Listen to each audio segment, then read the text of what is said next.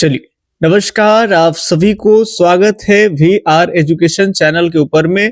और जिन जिन विद्यार्थियों का होम साइंस का एग्जाम है 2025 में, एकदम नहीं घबराइए। आपको मात्र 10 से 15 मिनट का एक छोटा सा वीडियो में आपको 30 से प्लस इंपॉर्टेंट प्रश्न अभी कराएंगे, जिसमें से 5 से 10 क्वेश्चन जो है एकदम हूबहू परीक्षा में आ जाएगा। तो चलिए, एग्जाम सर पे है तो बिना देर के हुए प्रश्नों के ऊपर में रोक से जितने प्रश्न आएंगे आपको सबके सब एक ही वीडियो में अभी खत्म कर देंगे। फिर दूसरा वीडियो तुरंत इसी पे अपलोड करेंगे, उस पे में भी अलग अलग टॉपिक वाइज करके खत्म कर लेंगे।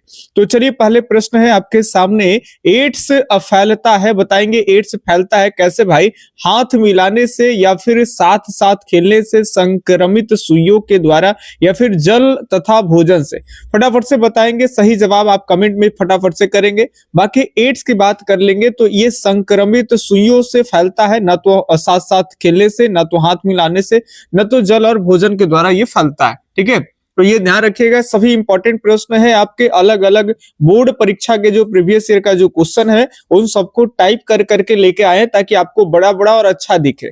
एड्स नामक रोग का मुख्य वाहक क्या होता है? तो एड्स नामक रोग का जो मुख्य वाहक है भाई, वो नशे के आदि, ये भी सही है। वेश्यावृत्ति में संलिप्त व्यक्ति, ये तो और सही है। और पेशेवर रक्तदान, यानी जो रक्त वगैरह डोनेट करते हैं, तो इन लोगों को एड्स होने का चांसेस ज्यादा होता है। तो डी उत्तर एकदम सही है इनमें से सभी। अगले सवाल देखिए।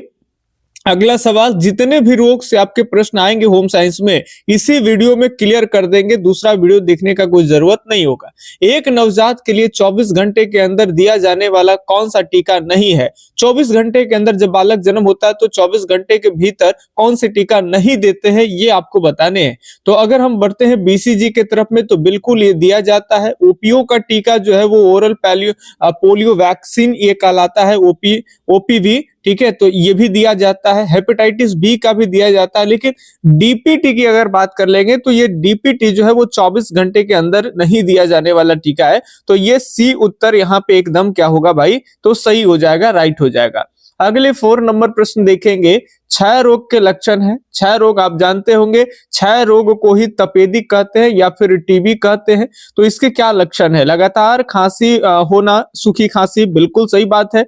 जब भी खांसी वगैरह होगा तो आपको खांसते खांसते थोड़ा सा छाती वगैरह में दर्द हो जाएगा और थोड़ा फीवर भी आपको रहेगा। तो 99 से 100 डिग्री फीवर होना आम बात है, और छाती में दर्द, यानी ओवरऑल बात कर लेंगे तो डी उत्तर ही सही होगा उपर्युक्त में से सभी। अगले 5वें नंबर प्रश्न देखें, फटाफट से 30 क्वेश्चन देख रहे हैं मात्र 10 से 15 मिनट में। तो चलिए, निर्जलीकरण होने पर बच्चों को क्या पिलाना चाहिए?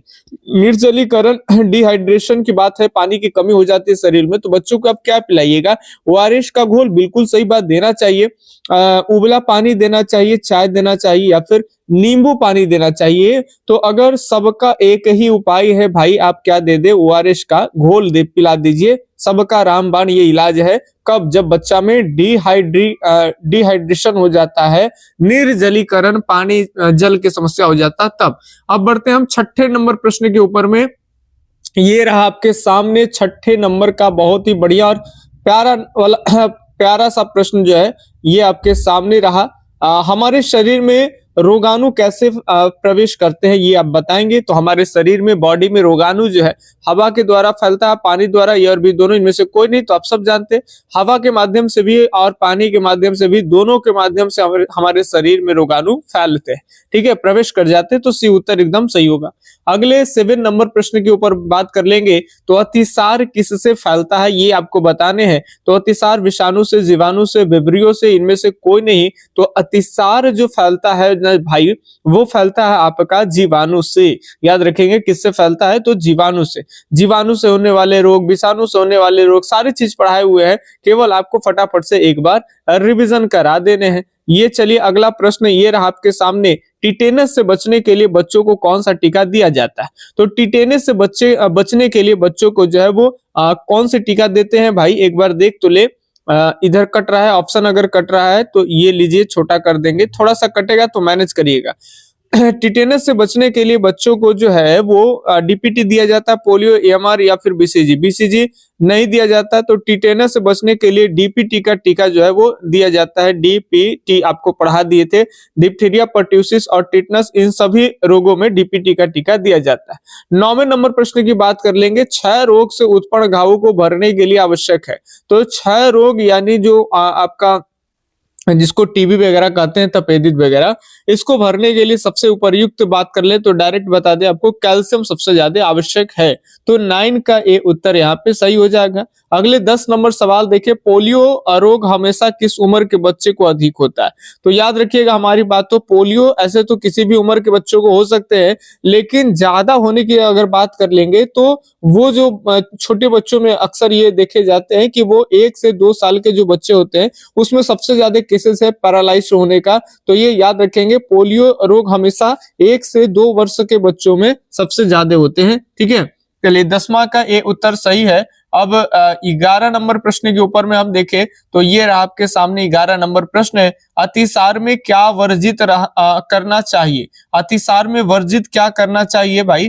तो तले भोजन पदार्थ, नींबू पानी, उबला पानी या फिर खिचड़ी। अतिसार में वर्जित क्या करना है? अगर आप तले हुए खा लेंगे तो समझ रहे ना, एक तो माल सरासर निकल रहा है और फिर माल सरसर निकल जाए। अतिसार डायरिया में वही हो जाता है ना कि मल कम और जल ज्यादा निकलता। अब इतनी बातें से तो आप समझ ही रहे कि मल कम और जल ज्यादा, एकदम पूरा फब्बारा मारता है। और जब तला हुआ खाइएगा तो और लीक हो जाएगा ना, तो यही वर्जित होता है। बाकी आप नींबू पानी पीजिए, ठीक है, पानी की जो कमी हुआ है वो पूर्ति कर देगा। उबला पानी पी सकते हैं, खिचड़ी खाइएगा, बड़ा जल्द पच जाता है। ठीक है, आरामदायक होगा, कंफर्टेबल लगे आपको। अतिसार का प्रकोप ज्यादा कब होता है? ये बताने आपको कि अतिसार का जो प्रकोप होता है वो ज्यादा कब हो जाता है, ये बताइए कमेंट करके। फटाफट से कमेंट तो आप लोग कर नहीं रहे, लाइक जरूर करिए, क्योंकि लाइक होगा तो आपके लिए फिर तुरंत सेशन लगा देंगे। ठीक है, और लाइक नहीं होगा तो बस इसी वीडियो के साथ सेशन बंद हो जाएगा। तो 12 नंबर प्रश्न अगर आपको बता दे तो ये ज्यादातर गर्मी और बरसात के मौसम में ज्यादा होते हैं। ठीक है, 12 की भी उत्तर सही है। गर्मी और बरसात, गर्मी में ये जो है वो आपका ज्यादा हो जाता है, क्योंकि कहीं ना कहीं हवाएं वगैरह दूषित चलते हैं। गर्मी के दिनों में भोजन भी बहुत जल्दी खराब हो जाते हैं, उसको खाते हैं ये रोग हो जाता है। उच्च तापमान तथा त्वचा पर लाल दाने वाले रोग का लक्षण बताइए। तो ये उच्च तापमान और त्वचा पे जो लाल लाल दाने हो जाते हैं तो उस रोग को कहते हैं खसरा, जो कि 7 से 10 दिन का अंतराल में ऑटोमेटिक धीरे धीरे ये ठीक हो जाता है। ठीक है, रोगी को बस आराम की जरूरत होती है, तरल पदार्थ का उसका सेवन कराते रहिए, आराम से ठीक हो जाएगा, कोई बड़ी बात नहीं है। अगर कुछ दिनों में इसका लक्षण नहीं ठीक होता है किसी भी रोग में तो आप डॉक्टर से जो है वो मिलिए, रिस्क ना लीजिए। कोटिनो बैक्टीरियम डिप्थीरिया नामक जीवाणु में से कौन रोग फैलाता है? ये जो आपका बैक्टीरियम डिप्थीरिया है, ये जीवाणु जो है वो कौन रोग फैलाता है? खसरा या फिर गलघोटू, हैजा या फिर एक ऑप्शन नीचे होगा जो कट चुका है, चलिए ये भी दिखा दे। शायद नहीं है, 3 ही ऑप्शन बन पाया है, मैनेज करिए, हो सकता है इसी में आंसर होगा। फटाफट से आप सोचिए क्या हो सकता है। तो बिल्कुल सही बात कर लेंगे तो ये डीपीटी गले संबंधित तो हो जाएगा गलघोटू। ठीक है, तो सही जवाब बी उत्तर है। चलिए 14 लगभग आधे हम लोग आ चुके हैं। अब 15 नंबर सवाल की तरफ हम लोग बढ़ते हैं। 14 हो गया है, ये लीजिए आपका 14 हो गया है भाई। तो 15 नीचे है क्या? 15 नीचे ही तो है ना। चलिए तो कहाँ गया? ये रहा आपके सामने 15 नंबर प्रश्न। पेचिस से पीड़ित रोगों, 1 मिनट पहले फिक्स कर ले। चलिए, पेचिस से पीड़ित छोटे बच्चों को दिया जाना चाहिए। कोई बच्चा पेचिस से पीड़ित है तो उसे क्या देना चाहिए भाई? पतला दूध देना चाहिए, चीनी युक्त गर्म दूध देना चाहिए, नमक युक्त ठंडा दूध देना चाहिए, ठंडा पानी देना चाहिए, या नमक या चीनी युक्त पानी देना चाहिए। पेचिस वगैरह ये सब पेट से ही संबंधित बीमारी, आप समझिए इसको। तो इसमें बच्चों को क्या दे भाई, क्या दे? फटाफट से सोचिए। तो नमक और चीनी युक्त पानी सबसे अनमोल रूप माना जाएगा भाई इस समय में। देखिए एकदम वरदान की तरह काम करता है। पेट संबंधित खास कर करके अतिसार, डायरिया ये सब हो तो ऐसा भोजन करना चाहिए जो आसानी से पच जाता है। ठीक है, ठोस ज्यादा पदार्थ नहीं, खिचड़ी वगैरह इस्तेमाल कर सकते हैं। ड्रिंक टाइप का ज्यादा भोजन लीजिए, जैसे जूस वगैरह हो गया, आप इसका ज्यादा सेवन करिए। ऐसे खास करके बीमारियों में आपके शरीर में पानी की काफी कमी हो जाती है। माँ के स्तनों के प्रसव के तुरंत बाद जो पदार्थ निकलता है उसे क्या कहते हैं? माँ जब बच्चे को जन्म देती है तो उसके स्तन से एक गाढ़े चिपचिपा टाइप का पदार्थ निकलता है, जिसे क्या कहते हैं? तो कोलोस्ट्रम कहते हैं। इसके बारे में आप पढ़ चुके होंगे और पढ़ाए भी गए होंगे। 16 का भी उत्तर एकदम आपका सही है। अब 17 नंबर प्रश्न के ऊपर में देखते हैं, बीसीजी का टीका दिया जाता है, कब दिया जाता है भाई? तो सब जानते हो कि बीसीजी का टीका जो है वो कब दिया जाएगा? जब बालक जन्म लेता है उसके 24-48 घंटे के अंदर में बीसीजी का टीका पड़ जाना चाहिए। तो जन्म के समय मोटा मोटी आप मार सकते हैं, ठीक है। ये उत्तर सही जाएगा। 18 नंबर सवाल देखिए, किस जीवाणु के संक्रमण से कुकर खांसी रोग होता है? कुकर खांसी एक रोग है, बोलने में ना कुत्ता की तरह लोग खांसता है, ठीक है, बोलने पर भौंकता है वो कुत्ता की तरह। हाँ चलिए फिक्स कर ले, किस जीवाणु के संक्रमण में कुकर खांसी रोग होता है? तो ये आपको जीवाणु का नाम बता देना है। कौन हो जाएगा? फटाफट से चीनिए, ये क्या हो जाएगा भाई? तो कुकर खांसी परट्यूसिस, तो ये हो जाएगा आपका बोर्टेला परट्यूसिस। अब ऐसे ऐसे नाम याद नहीं रखिएगा तो कुछ भी याद रख, काली खांसी, कुकर खांसी, परट्यूसिस ही रोग है, ठीक है। तो लास्ट वाले में भी देख लीजिएगा, कई रोग और उसके जो संक्रमण है कौन से जीवाणु बैक्टीरिया से होता है। तो ये बैक्टीरिया इस सब का जो नाम होता है ना बहुत टेढ़ा मेढ़ा होता है, तो वो देखिएगा लास्ट में कहीं ना कहीं रोग से ही संबंधित नाम आपको मिलेगा, उसी से अटैच करके मारना होता है। व्यक्ति को रोग तथा मृत्यु से लड़ने की क्षमता को क्या कहते हैं? तो व्यक्ति को रोग और मृत्यु से लड़ने की जो क्षमता होती है उसे रोग प्रतिरोधक क्षमता कहते हैं। ये ग्रेजुएशन में भी जाइएगा तो ऐसे प्रश्न आपको देखने के लिए मिलेगा, होम साइंस लीजिएगा तो ये 19 के सी उत्तर एकदम आपका सही हो जाता है, ठीक है। अगले सवाल हम देखें 20 नंबर प्रश्नों के साथ में, ये रहा, निम्नलिखित में से कौन वायु द्वारा संवाहित रोग नहीं है? ध्यान रखेंगे बात को, कौन वायु के द्वारा संवाहित रोग नहीं है? तो इसका जो सही जवाब हो जाएगा वो हो जाएगा आपका अतिसार, ठीक है, अतिसार हो जाएगा, ठीक है। अगले सवाल की तरफ बात कर लेंगे, 20 का डी होगी आपका। और ये रहा आपके सामने, रोग के सभी प्रश्न आपको एक ही वीडियो में करा देंगे, जितने एनसीईआरटी और प्रीवियस ईयर में जो क्वेश्चन पूछे गए हैं वो सब, क्योंकि अभी एग्जाम आपका है, ठीक है। चलिए, शरीर में रोगाणु प्रवेश पाते हैं, शरीर में जो रोगाणु है वो प्रवेश करते हैं, आप सब जान रहे हो, हवा के द्वारा और पानी के द्वारा भी, सिर के बाल के द्वारा, शरीर के कोमल होने से। शरीर कोमल है या कठोर है उससे क्या मतलब? बिल्कुल सही जवाब ए ही उत्तर हो जाएगा। 21 का ए उत्तर सही होगा, हवा और पानी के द्वारा। अभी आपको बताते चले, एक सूचना देते चले कि अभी नया बैच जो है तुरंत लॉन्च होने वाला है, बस कुछ ही दिनों में आप लोगों का एग्जाम हो जाए और उसके बाद नया बैच 2026 में जो भी आपके भाई और बहन एग्जाम देंगे उनको एक बेस्ट गाइडेंस में शुरू से ही पढ़ने के लिए बोलिए, बताइए, जागरूक करिए, ठीक है। चीजें अब एकदम सिस्टमैटिक तरीके से आपको पढ़ाए जाएंगे ऐप के माध्यम से, और फ्री यूट्यूब पे जो है केवल ऐसे ही जहां तहां सब्जेक्टिव भी मिलते रहेगा, और साल कट जाएगा, एक दिन आपके भाई बहन का भी एग्जाम आ जाएगा, ठीक है। तो शुरू से अच्छे तरीके से तैयारी करने के लिए उनको हमारा नंबर दे दीजिएगा, लिख लीजिए आप मेरा नंबर 8825 और 376551। इस नंबर पे कांटेक्ट करके वो अपना जो है वो बैच वगैरह में आ सकते हैं, बाकी के प्रोसेस कंप्लीट हो जाए तब तक। किस रोग में ज्वर के साथ साथ जीभ सूखती है और उस पर सफेद जमने लगते हैं, और उस पे सफेद पदार्थ जमने लगते हैं? बताएंगे कौन सा एक रोग है जिसमें जो है वो जीभ सूखने लगता है और उस पे के जो जीभ होते हैं उस पे कोई सफेद टाइप के पदार्थ जमने लगते हैं? टिटेनस में, हैजा में, टाइफाइड में, या फिर इनमें से कोई नहीं? तो यहाँ एकदम सही जवाब आपको बता दें, ये होता है टाइफाइड में। भाई बहुत खतरनाक बुखार आता है, एकदम हिला के रख देता है, ठीक है। चलिए अगले सवाल देखेंगे। टिटेनस में तो और ज्यादा बुखार आता है, उसके बारे में पढ़ना था। किस अवस्था को तूफान तथा तनाव की अवस्था कहा जाता है? कौन सी अवस्था को तूफान तथा तनाव की अवस्था कहते हैं? इसमें बालक का जो संवेग होता है वो कहीं ना कहीं ये उथल पुथल भी होते हैं, तो ये 23 का सी उत्तर सही होगा, किशोरावस्था, ठीक है। किशोरावस्था को ही कहते हैं तूफानों और तनाव का अवस्था। इस समय थोड़ा सा बॉडी में जो चीजें होते हैं वो चेंजिंग होने लगते हैं, आप लोग बायोलॉजी में पढ़े होंगे, ठीक है। त्वचा का रंग तैलीय होने लगता है। बहुत तरह की चीजें हैं, नोट्स में बाकी सी चीजें दे रखे, इतने चैप्टर पढ़ाते हैं कि एक साथ सब चीज याद नहीं रहता है। हाँ, आपको पढ़ाना होता है तो बारीकी से सिस्टमैटिक तरीके से आपको पढ़ाते हैं। कौन सी बीमारी मक्खियों द्वारा फैलती, ये बताइए मक्खियों द्वारा फैलती है कौन सी बीमारी? चेचक, हैजा, टाइफाइड या फिर मलेरिया? तो मक्खी के द्वारा जो बीमारी फैलता है वो है आपका यहाँ हैजा। ठीक है, चलिए अगले सवाल आपके सामने ये रहा। 25 नंबर, मच्छरों से कौन सी बीमारी होती है? यहाँ पे आपको बताएंगे, बाकी आपको जब पढ़ाएंगे तो अलग अलग वैरायटी के मच्छर पढ़ाएंगे, जिसमें अलग अलग रोग के बारे में, कौन मच्छर से मलेरिया होता है, कौन मच्छर से डेंगू होगा, सभी प्रकार के मच्छरों के बारे में बताएंगे।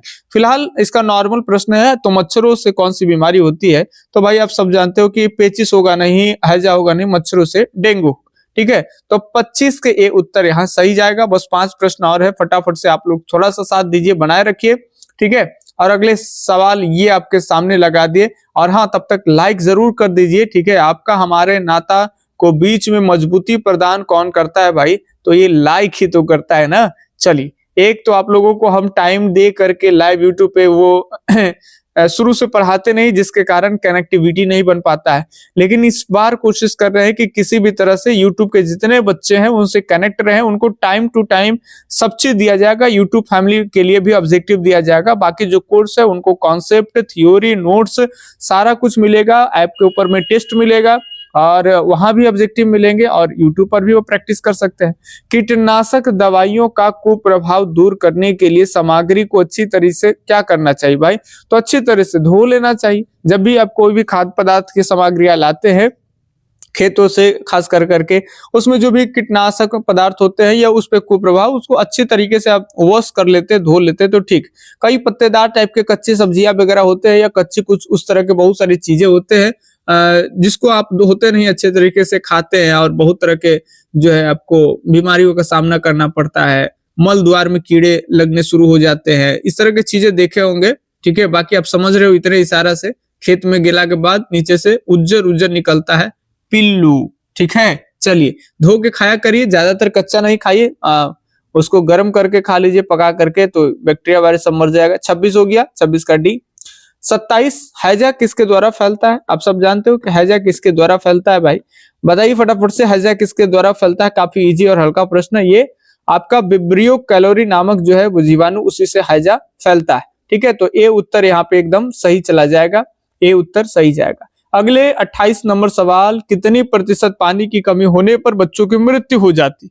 ये बताने हैं कि कितने प्रतिशत पानी की कमी होने पर बच्चों की मृत्यु हो जाती है। तो ये ध्यान रखिएगा, बच्चों की मृत्यु जो है वो लगभग 20% से कम अगर शरीर में पानी की मात्रा होती है तो बच्चे की मौत भी हो सकती है। ठीक है, डिहाइड्रेशन, तो इसीलिए डिहाइड्रेशन से बचाना जरूरी है। जब भी बच्चे को ज्यादा उस तरह से पेट खराब हो जाए और ज्यादातर उस तरह की बीमारियां हो जाए, ठीक है, डायरिया वगैरह, ये सब समझ रहे हैं ना, जिसमें मल ज्यादा, मल कम और जल ज्यादा निकलता है, तो उस केसेस में ज्यादातर बच्चों को पानी वानी पिलाते रहिए, कुछ नींबू पानी दीजिए, कुछ भी तरल चीज का सेवन कराते रहना चाहिए ताकि बॉडी में पानी का क्षतिपूर्ति हो। पशुओं से मनुष्य तक पहुंचने वाला छूत रोग है, अब ये बताइए, बढ़िया है, पशु से मानव के पास में पहुंचता है वो छूत, जिसको आदमी गांव में छुआछूत भी कहता है, जो भी कहिए आप लोग, तो ये आपका हाइड्रोफोबिया रोग हो जाएगा। क्या हो जाएगा? हाइड्रोफोबिया, जो पशुओं से मनुष्य तक पहुंचता है। ठीक है, 29 का ये उत्तर सही होता है। रेबीज ये सब तो जान ही रहे, जो कुत्ता मार के हिला देता है।